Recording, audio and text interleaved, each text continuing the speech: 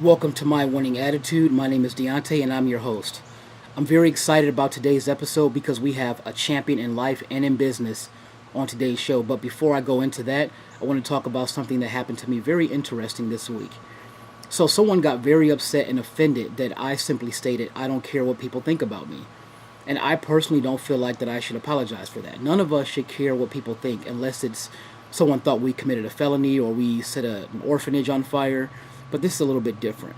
When people really get consumed with what other people think about them, it just becomes a situation where it's a vicious cycle where they can control what you think and how you feel. So if someone gave me a compliment, I can't get too excited about that. If someone insulted me, I definitely am not going to get too down about that. Because at that point, that means that they have complete and total control over my emotions. So I cannot care what people think. And I don't think any of you guys should. So the winning lesson for today is you don't have to care what people think, but you should be aware of what they probably think, okay? It just gives you an advantage. Be aware of what they probably think. You'll have all the advantages in the world, okay? So, now on to our guest, Simon Arias.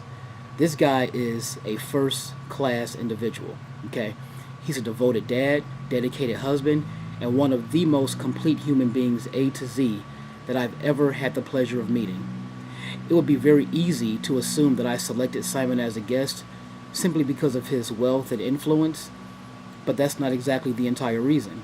Every single interaction that I've ever had with him has proven to me just how amazing he is. It's difficult to be so grounded when you have so much. Simon is.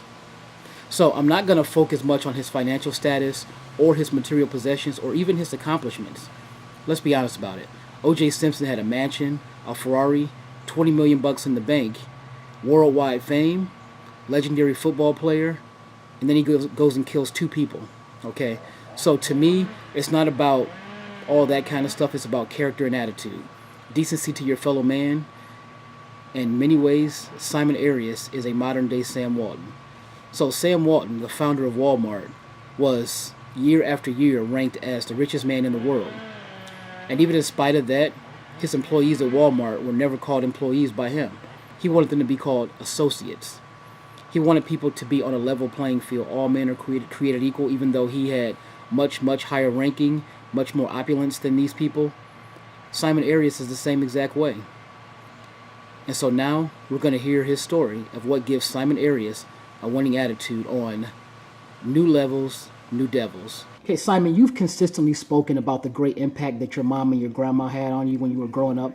What role would you say that they play in your current success, but more importantly, your attitude and your mindset?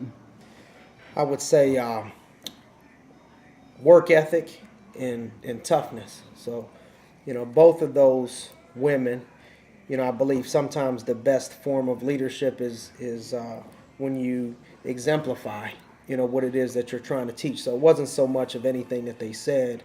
It was, more of what I saw them do. Both of them, Vasu's whole thing is the SCO. I watched it happen. The sacrifice that created more opportunity for us. It became obvious to me that the excellent leadership displayed by Simon's mom and grandmom while he was growing up laid the foundation for what would become his signature habits as an adult.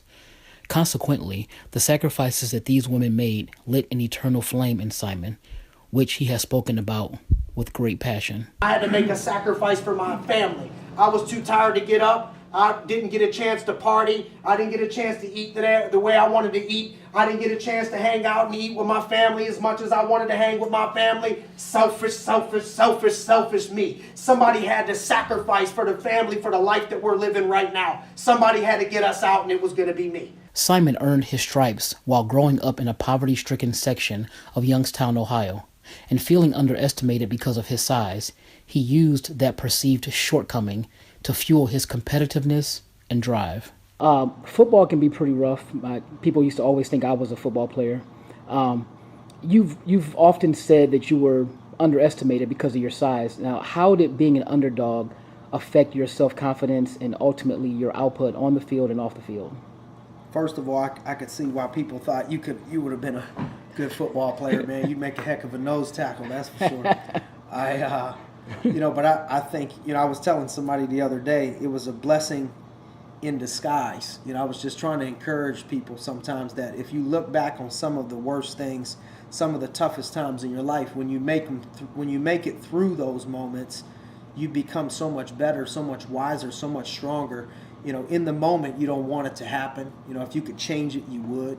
But once you make it through, it's almost like, man, I'm so grateful. I'm so glad.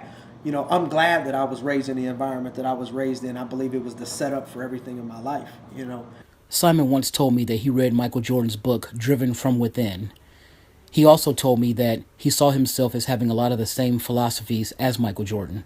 When Jordan talked about never changing anything about his career because the losses gave him the strength to become a champion, it echoes what Simon is saying right now. Well, I was playing at a school that was traditionally a powerhouse in the area, and so to play there undersized at strong safety is rare, is very unlikely. And so I had to make, 2 or 3 more plays than everybody else's one. I had to spend more time in the weight room. I had to spend more time watching film. I had to do extra for everything just to get looked at, just to sniff the field. I had to make more plays. Every practice had to become a game to me. There was no I'll turn it up when the game comes, because the game would have never came from me. But then I had to start at the bottom again in college. Same thing. Number 4 on the depth chart, not getting looked at, making more plays. I knew I could play, but how you going to beat out somebody 6'2", that's, 220, in college when you're 5'7", 185 pounds. And so I had to go back, same thing, same principles, back to square one, out, making more plays, putting in more time. I wasn't even a scholarship athlete. Nobody knew my name. I just started off as a walk-on. And the thing about doing extra, and I was telling my goddaughter Amaya, yesterday, is that, she was joking. She got all the swag and, slang. She said, well, Uncle Simon, you're so extra. And I said, well, let me tell you about extra. I said, if you want to be extraordinary, the only difference between ordinary and extraordinary is that word extra. So I'm cool with being extra. I've been extra my whole life. I was willing to do anything. I was raised in the streets where I was literally willing to do anything for $1. I was willing to do anything for my family. And then I learned to just do anything as long as it was ethical and moral. That's where I drew the line. That was it. I was going to do anything as long as it was ethical, legal, and moral. I was going to do anything. Do you know what anything means? Anything means freaking anything. Like, it doesn't matter. Like, if they said, Simon, I need you to work 90 hours a week for the next 6 months, I look at them like, how about let's start at 120?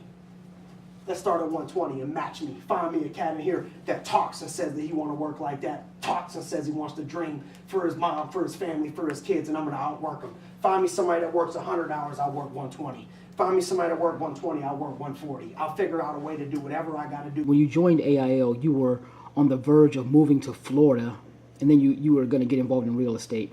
What happened during that time that shifted your focus completely onto this new opportunity?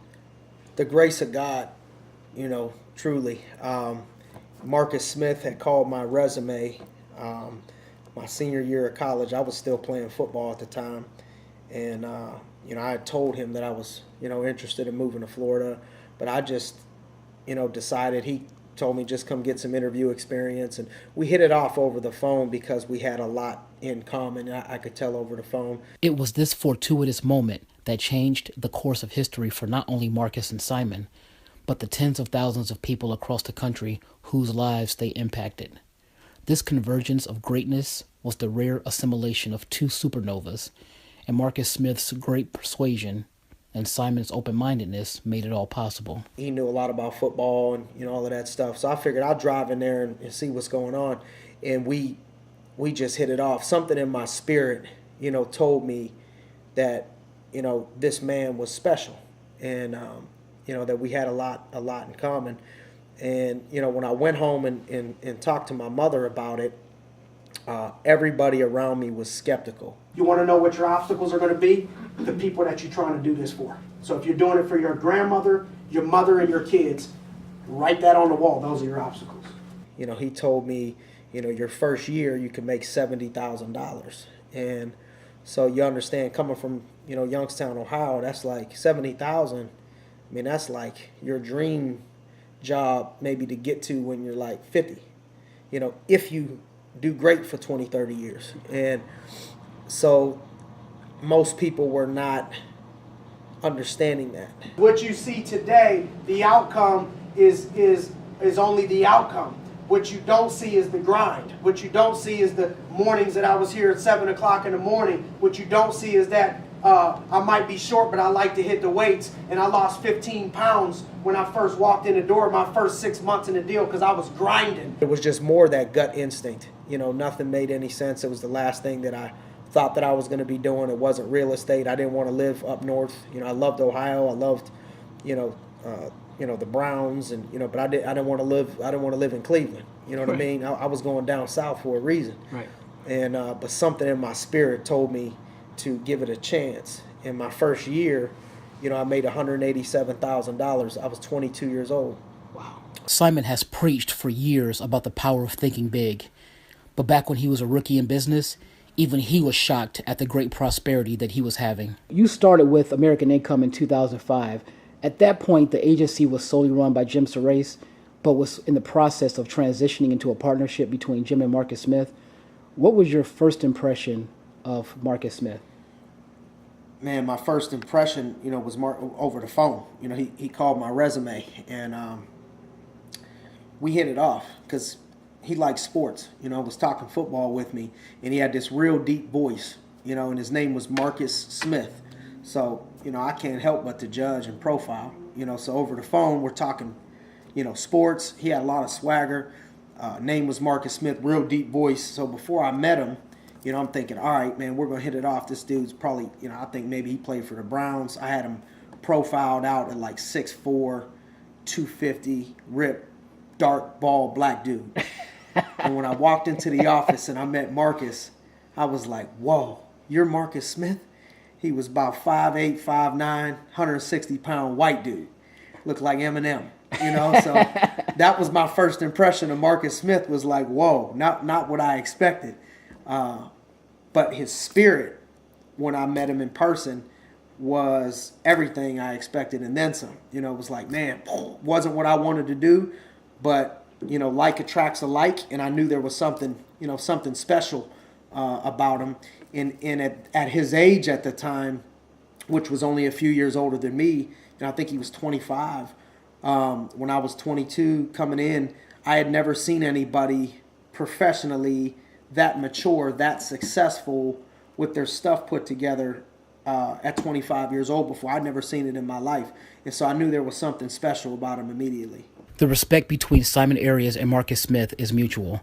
In a 2012 magazine interview, Marcus said about Simon, humble, honest, driven, competitive, winner, heart of a lion, eye of the tiger, God-fearing, and God-serving are just a few of the words that come to mind when thinking of Simon. I just listened to everything Marcus told me to do, so I didn't have to think. I'm just like, all right, cool. I can just block this part out, and all I got to do is play and execute. I don't need to think. I don't need to reinvent the wheel. I don't need, if he just can call the plays and I could just take the ball and run, then it cuts out the whole other process of thinking too much. Simon dominated his time at Saray Smith, helping to transform the agency into an even bigger powerhouse than it had been previously.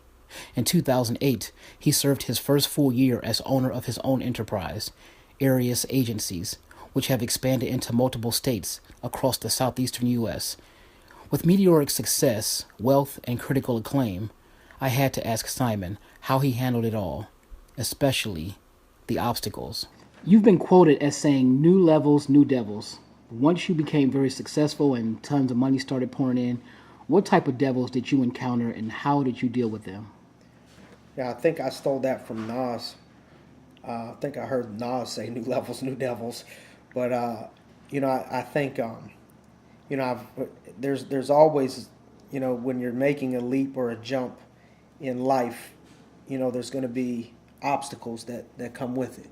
So whether it's obstacles of more responsibility or just having increasing my family, there's obstacles to that. There's more pros than cons. There's more love than anything, but there's obstacles and challenges to increase anything of increase. My wife right now is 9 months pregnant. You know what I mean? Wow. And so she's going through pain and discomfort, and I'm like, man, thank God that ain't me. I know that when you're going to do something big, the bigger the dream, the bigger the mission, the bigger the hurdle, the bigger the devil, the bigger the obstacle, the more stuff. But I've learned that as long as you're in tune with the Lord, it's almost like you're in control of this.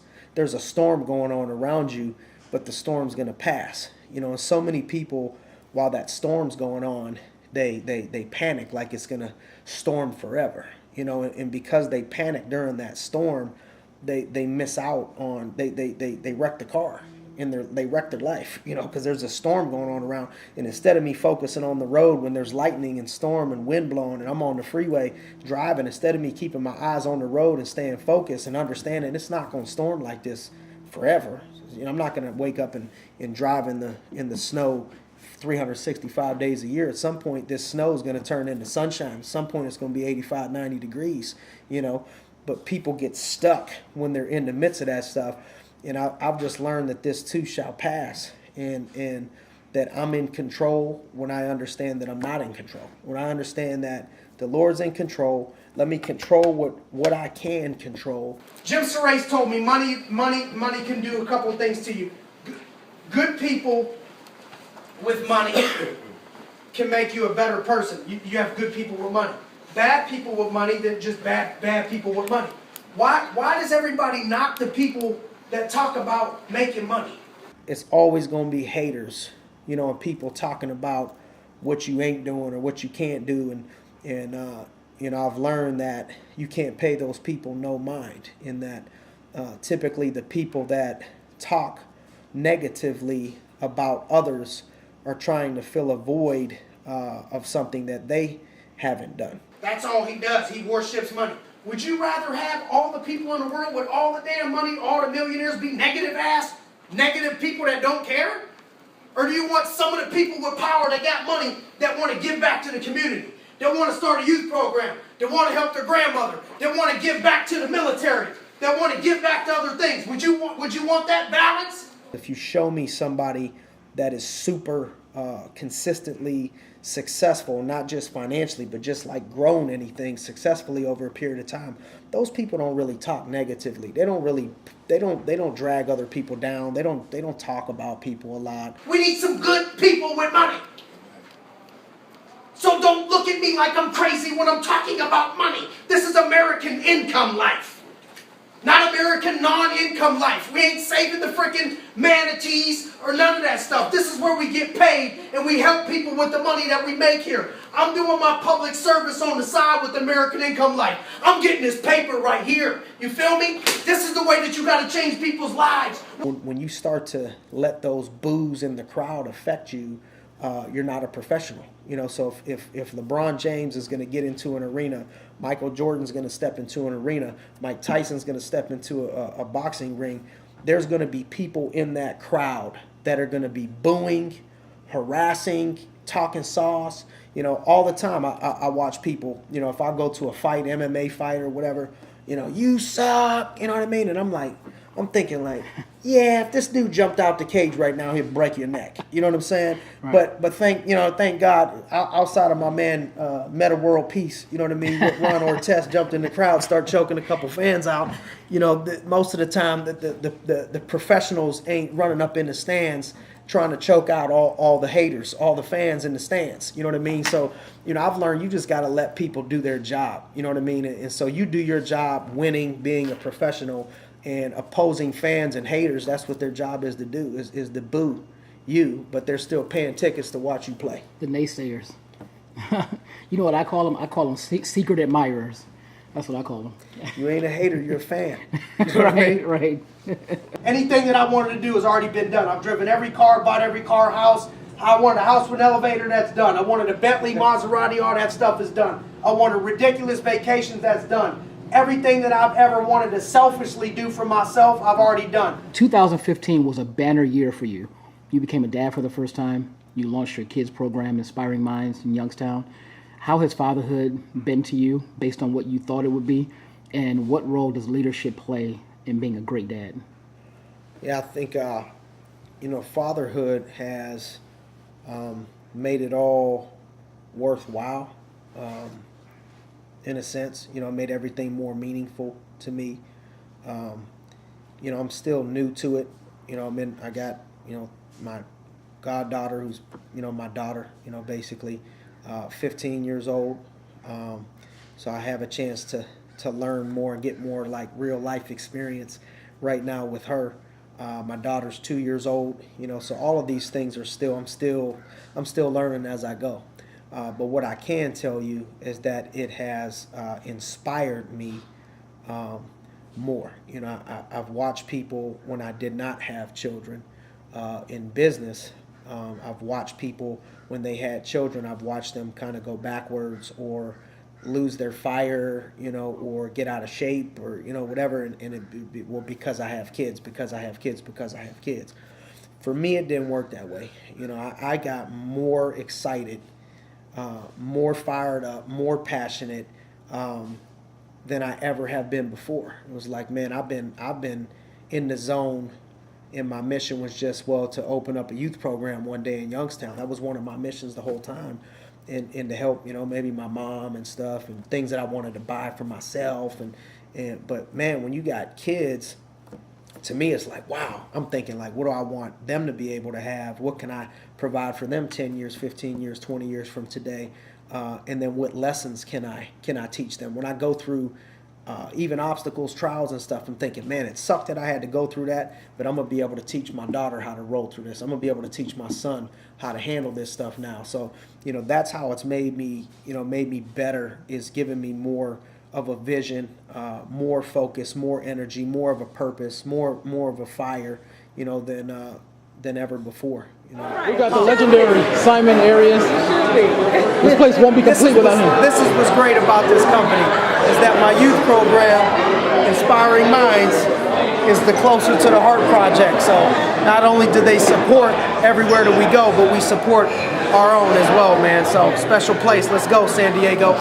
My mission for Inspiring Minds in Youngstown 20 years from today is to serve as many children as we possibly can, to have those children come out of Inspiring Minds and then come back and run that program.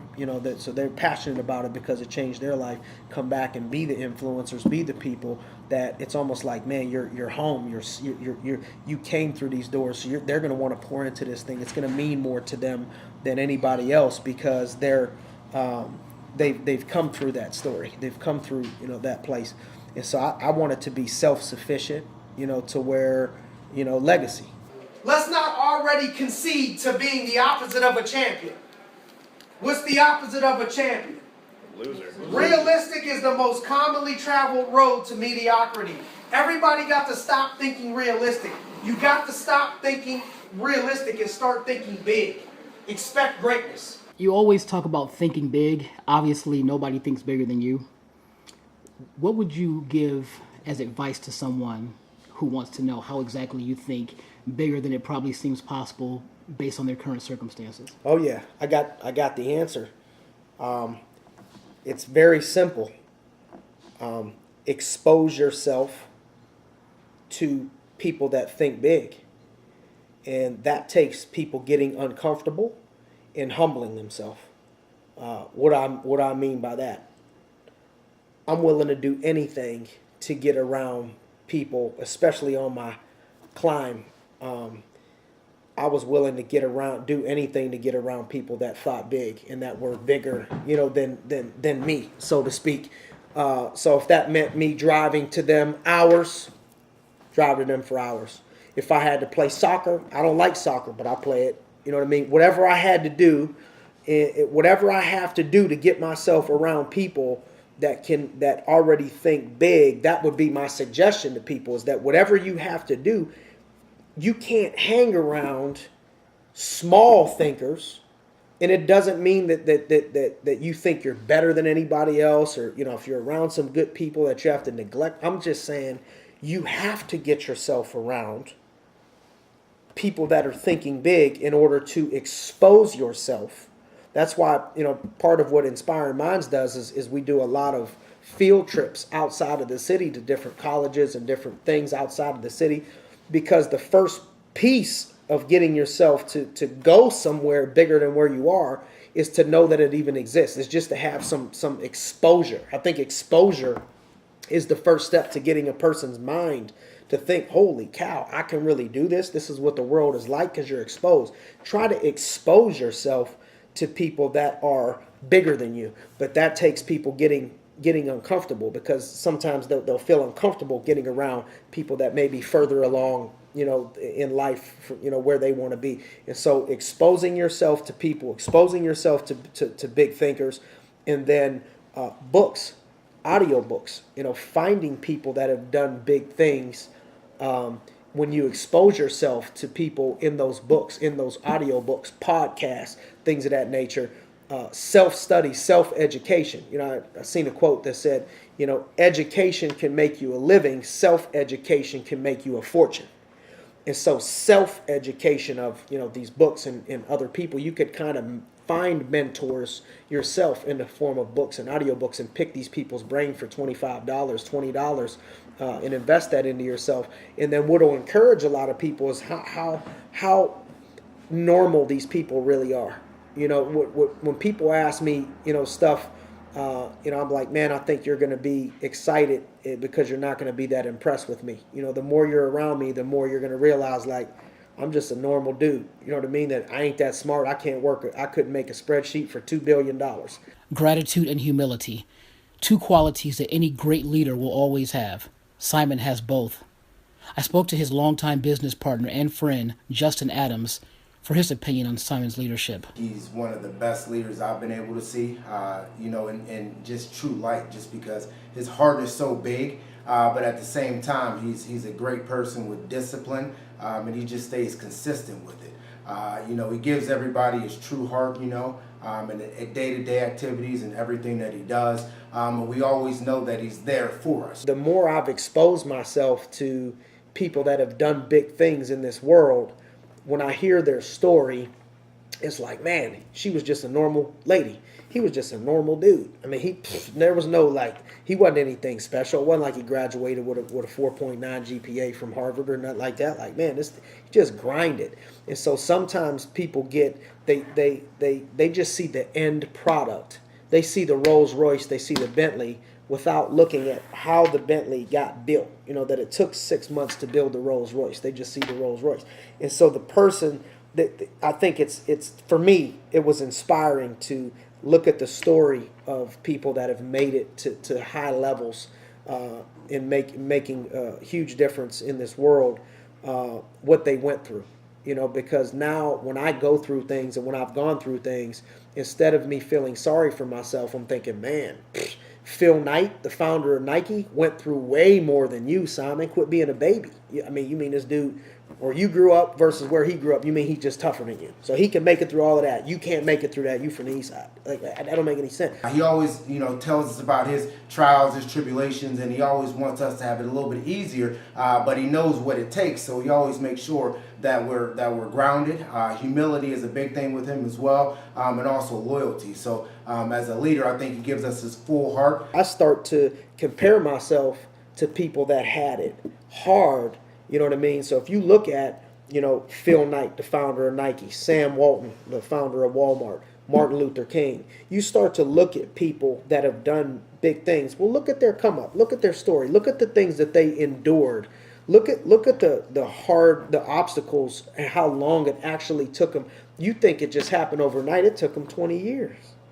So it'll encourage you that it's possible for you. When you have obstacles come your way, you'll think of their story, and it makes your story not seem so bad. And so that, it's a long-winded way of me saying, expose yourself to books, audiobooks, podcasts, other people that you think are out of reach, and then people that are in reach, try to put yourself around them any way that you possibly can. If you got to wash their car, if you got to drive them around, the knowledge that you going to gain, you know what I mean? Let's say you drove around, with Will Smith, Denzel Washington, Oprah Winfrey, you know what I mean? You name 5, 6, 7 people that got that wisdom, that they've just been super successful. Drive them around and spend 20 hours a week with them for 50 weeks. Spend 1,000 hours with them. And you may say, well, for free? Well, really, even if they didn't pay you and you did it for free, they got a free service, but you really got the most, because the knowledge that you gained out of those people will make you millions. One of the most underrated aspects of Simon's greatness is his spirituality and relationship with God. So there was no surprise when he answered the next question the way he did. With all of the challenges that someone in your position faces, how do you maintain a winning attitude when the going gets tough? Training in advance for the fight. So, you can't be out of shape for 3 months and then take a fight, tomorrow in the UFC. You know what I'm saying? You can't be eating pizza, cake, ice cream, smoking, drinking, smoking cigars, not exercising for 3-4 months and then fight, on the drop of a dime professionally. So you have to prepare for that. That people call it a camp, fight camp. And so I'm always training for this, because I know for a fact, new levels, new devils. So I'm always trying to go to a new level. That means I'm always going to have a new devil. But we are undefeated. And I don't say we're undefeated to be cocky or arrogant. I'm saying, when I say we, me and the Lord, because I don't put my trust in man. I put my trust in the Lord. I know it's sounds like the right thing to say. It's been hard to do because I've wanted to take things into my own hands a lot of times. But I've learned to let God handle these things, and I've watched what happens. I watch it. I watch it all play out. And so I know that if you're going to keep going up a level, and the goal is to keep growing and to go to a new level, there's going to be new devils. You just don't know what that is going to look like, what that challenge is going to look like. Is it going to be a person? Is it going to be illness of a family member? Is it going to be betrayal of a friend or a spouse or a significant other? Is it going to be something in your business? Is it going to be something out of your control? I don't know what the, quote, fight is going to be, what the new devil is going to be, but I'm preparing for it. And so if you don't prepare for it, then it's a wrap, for you. And then I try not to fight the devil by myself. I think new levels, new devils. I like to think I can hold my own with, I train, but I don't want to fight the devil by myself. I don't want to get in the cage. I don't want to get in the ring with the devil. But if I got the Lord with me, we can bang. And so I think sometimes people try to fight the devil by themselves and they get their ass kicked. But I just partner up with the Lord and let him fight it with me, and that's why I say we always win. So the fight's already won. I never knock any other religion. Every time that I speak to people, I don't go in too hard on anybody else's religion. I'm not here to talk that. Maybe Jim can spit more on religion, but I'm going to tell you the religion that I believe don't have to be what you believe. But what I currently believe in right now is when Jesus died on the cross, okay, for our sins, that means he made a sacrifice. Simon, you are an inspiration to a lot of people. You are the emblem of success and leadership. Now, who are your leadership role models? Man, I'd say my mother, Jesus, Jim, Jim Arias, Jim Tressel, and Marcus. Iron sharpens iron. So I could tell you what I learned from each one of these people and why I say that. My mom, toughness to make it through a lot of things, and love. One thing I can tell you I got from her, that I realize is so important for children is what she lacked in money and, maybe not even knowing what the heck she's doing as a parent. She made up for that with love, gave me a ton of love. And so, it helped my heart out and my confidence out because I wasn't lacking in the love department. I didn't have a dad, but I got a lot of love. And so, that to me, I look up to that. I want to give my children that type of love. Think about that all the time. Jim Arias, being a role model by walking what he talks. It's like, man, sometimes those bracelets they used to have WWJD, what would Jesus do? It's like, for me, it's like, what would Jim do? And it saved my ass a ton of times. I'm like, man, Jim wouldn't want you to knock him out, Sam. You know what I mean? So, saved me and a lot of other people. I think about Jim. It's like, what would Jim, want me to do? What would Jim do? Because I had the ability to learn watching, Jim give people love that didn't deserve it, forgive people that probably didn't deserve it, be patient, with people that probably didn't deserve it, be a giver. Even with Inspiring Minds, Jim is like the first person to give, to different causes and support me, to this day.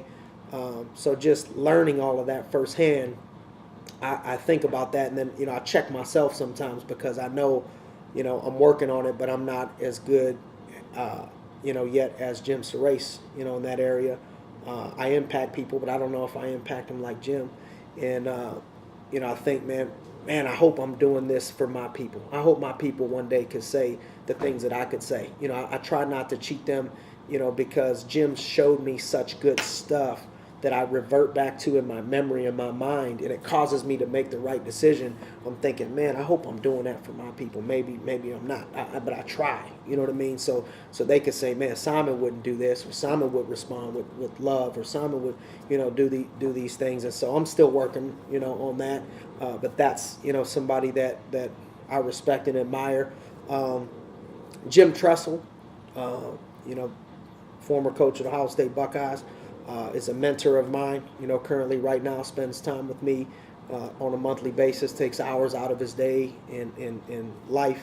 And, his heart for people and the way he treats people, the coach, the leader that he is of people, the humility that he walks with, although people lift him up and see him in such high esteem, is mind-blowing. So it's like, man, I want to be that. You know what I mean? It reminds me of how I'm not that big of a deal. I haven't arrived. If Jim Tressel ain't walking around with too much confidence and too much swagger, why should I? Because I haven't accomplished what he's accomplished. I think there's something to say with being yourself and having a little bit of swagger. I think there's something to say for having some confidence and walking with a little bit of confidence. But you got to balance that with humility. And he's just been another living testimony of that. So that's somebody that I look up to as a role model. Marcus, for just his toughness, mental toughness. You talk about thinking big and vision. I think Marcus, probably the smartest person business-wise that I've been around. just straight ideas, genius, vision, that stuff. So when we're around each other, I think we complement each other. I hope I can give him some, because I know I get a lot, from him. And so Marcus, would be one of those people. That would probably be my four. And if I had to add, right, that was my mom, Marcus, Jim, and Jim Tressel, Jesus. I tried my best. Reading the scripture. Man, could I do that? And then if I would add one more person, be T.D. Jakes. T.D. Jakes is my guy. If you guys don't know T.D. Jakes, I'm always watching him, and I get business from him. I get spirit, from him. So I get a 2-for-1, from T.D. Jakes. But that would be somebody, that I admire, that I look up to, that as a mentor. As I'm thinking, John Maxwell, John Maxwell, a lot, for leadership and mentorship. And some of these people never met me a day in their life. What do you think of Les Brown? I like Les. Les is an OG. Yeah. Les is an OG. OG got, he got a lot of inspiration and motivation, and I love his story, and I love who he is. I've gotten a lot of inspiration, motivation, and stuff from the OG, Les Brown. I've learned more. Like, Les got a lot of energy, fire and stuff. I got fire. T.D. Jakes, I've learned stuff from. You know what I mean? Maxwell, I've learned stuff from, leadership stuff. You know what I mean? That I can implement. But yeah, Les is up there. With people. I've definitely stolen a lot of his stuff.